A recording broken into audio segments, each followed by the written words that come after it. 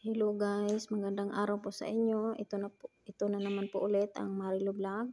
So ang topic ko po ngayon is tungkol po doon sa paano ma-maintain yung live earnings mo. So follow up video ko lang po ito, kumbaga part 2 kasi may mga nagko-comment hindi daw naintindihan yung video ko. Pasensya na po kayo. Tapos so mga nag-comment po na kailangan dapat i-edit ko or ano. Pasensya na po, wala po kasi akong time mag-edit. So, in-upload ko na lang po siya ng direct. So, salamat na lang din po sa inyo, sa mga nanood, sa mga nag-subscribe. So, punta na po tayo sa aking topic. So, punta po tayo dito sa Popo. I-click po natin itong Popo.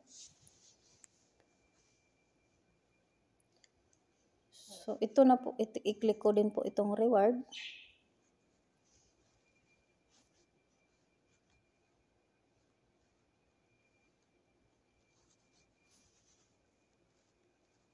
Ayan po. Ayan po yung live earnings ko ngayon.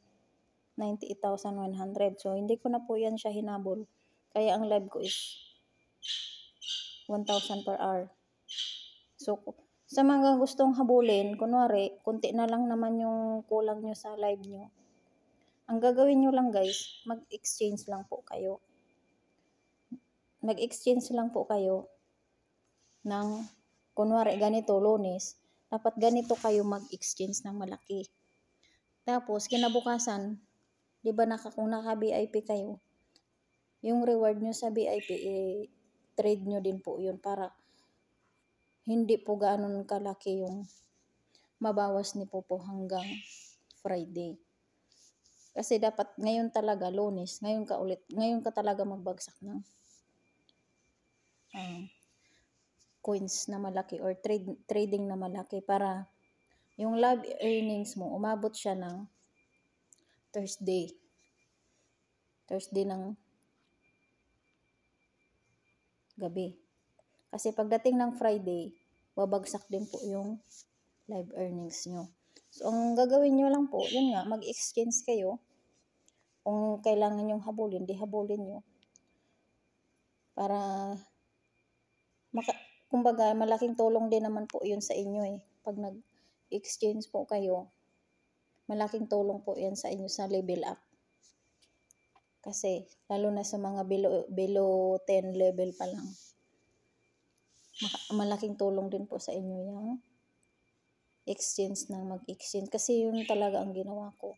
Exchange na exchange. Kaya ngayon guys, level 70 na po ako.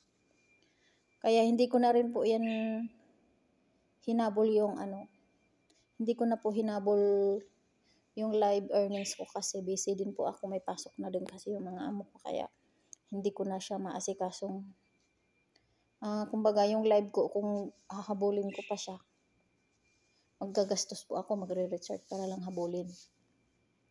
Tapos, yun nga, yung oras, siyempre, yung oras mo sa live, 2 oras. So, malaking din po, kumbaga, abala din.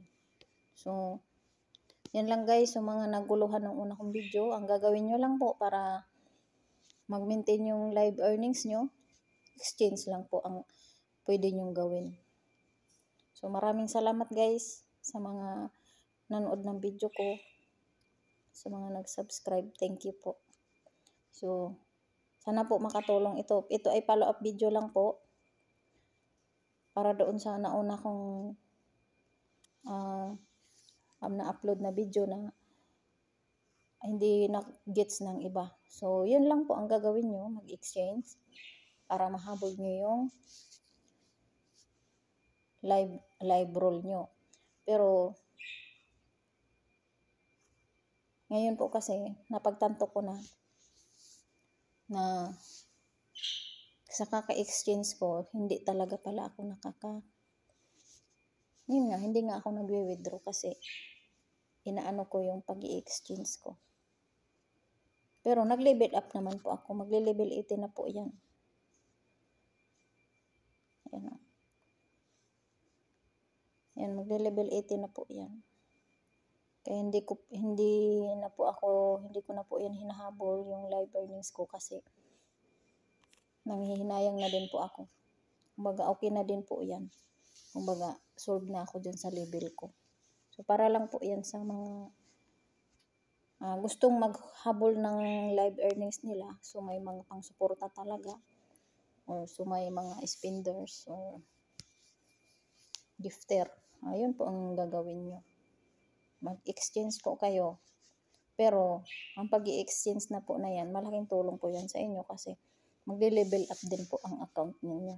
So, yan lang guys. Maraming salamat po sa inyo. God bless po.